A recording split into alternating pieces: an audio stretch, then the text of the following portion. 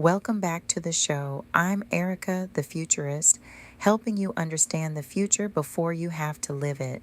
Today, I want to talk about something almost no one covering the post-labor economy is talking about. Not jobs, not UBI. I want to talk about what this transition is doing to how men and women relate to each other. Open any comment section right now and you'll find the same argument playing out everywhere. Men calling women entitled, women calling men lazy, entire content ecosystems built around monetizing the resentment between genders. There's real money in this fight. Creators on both sides have built followings, brand deals, whole careers on stoking it. Here's my actual take. This isn't a fight between men and women. It's two groups of people getting quietly, economically obsoleted, blaming each other for a shift neither of them caused. And the algorithm loves it because outrage between two massive demographics is the most reliably engaging content on the internet. Nobody's incentivized to say, actually, it's the economy. That doesn't get the same watch time. The roles at the center of this fight, provider and caregiver, breadwinner and homemaker, feel ancient. They're not. They're a product of industrialization.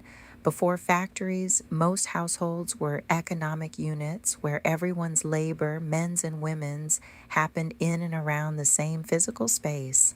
Farms, workshops, family trades, work and home weren't separated. Industrialization changed the geography of labor.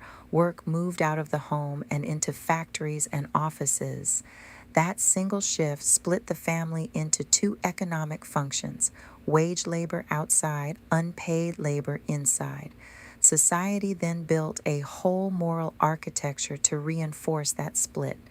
Entire belief systems about what men are naturally suited for, what women are naturally suited for, because the industrial economy needed that division to run efficiently. The roles weren't discovered. They were manufactured to match the manufacturing age, which means they were never permanent to begin with. They were a solution to a problem. How do we organize a household around wage labor? And once that problem changes, the solution doesn't need to hold. Agentic AI doesn't just automate spreadsheets. It's automating the chores, the logistics, the coordination that both the provider role and the homemaker role were built around. Meal planning, scheduling, tutoring, elder care coordination, and increasingly physical domestic labor through robotics. But I want to draw a hard line here because it's the part people push back on hardest. AI can absorb the logistics of care. It cannot absorb the relationship of care. A scheduling app can coordinate a pediatrician appointment. It cannot give a child the felt experience of being loved by another human being. That distinction is the whole ball game. The post-labor economy doesn't eliminate parenting or partnership. It eliminates the logistics that we're standing in for parenting and partnership. For the first time in a long time, people will have the bandwidth to actually be present instead of being consumed by task management. That's a genuinely hopeful part of this story, and I don't want it to get lost in the disruption talk. All right, quick break.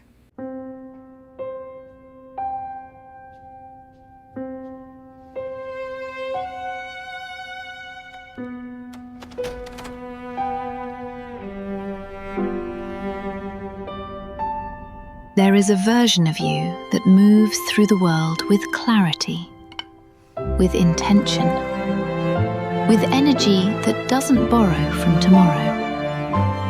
Aura was made for you. Whole food supplements crafted for the life you're already building. Shop now at myauralifestyle.com. This is your aura.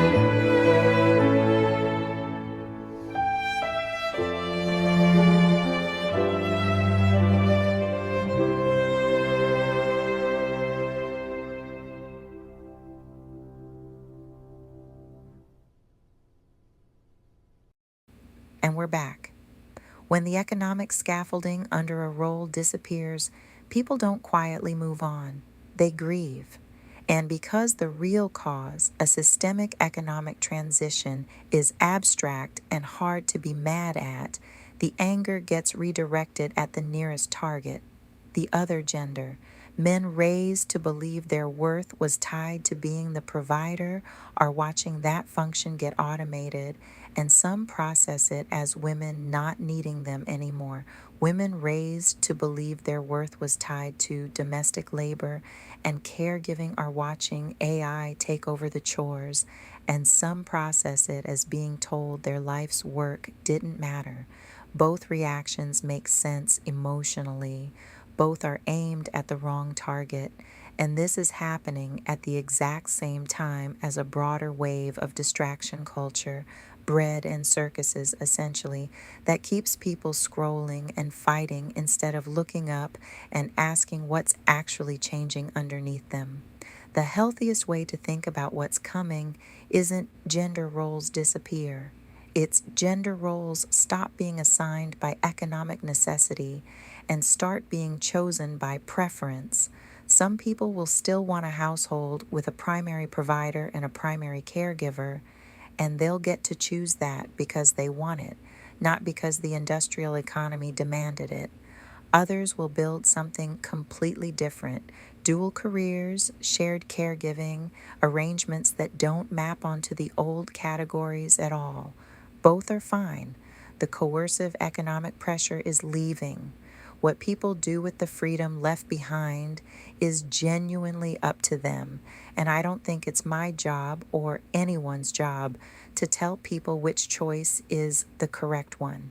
That's actually the part I think gets missed most in these conversations. People assume post-labor automatically means progressive or automatically means traditional values collapse. It doesn't mean either. It just means the necessity disappears. What replaces it is an open question, and I think that's more honest than pretending we already know the answer. Here's my actual thesis. The hardest part of the post-labor transition isn't economic, it's relational. We're about to have more time, more presence, and less externally imposed structure for how men and women relate to each other than any generation in the industrial era has had. When the roles go quiet, what's left is the actual relationship. Whether that's terrifying or exciting depends on whether two people were relating to each other or relating to each other's job descriptions. A lot of couples built their whole dynamic around a division of labor. Take the labor division away, and some of them are going to find there wasn't much else underneath it. Others are going to find there was a whole relationship they'd been too busy to actually have. The fighting online is grief wearing the costume of contempt. The real task of this decade isn't picking a side in that fight. It's figuring out who we are to each other once the industrial age costumes come off. If this resonated, follow along at ericathefuturist.univer.se, where I track the post-labor transition and what it means for how we live, work, and love. I'm Erica the Futurist. Talk soon.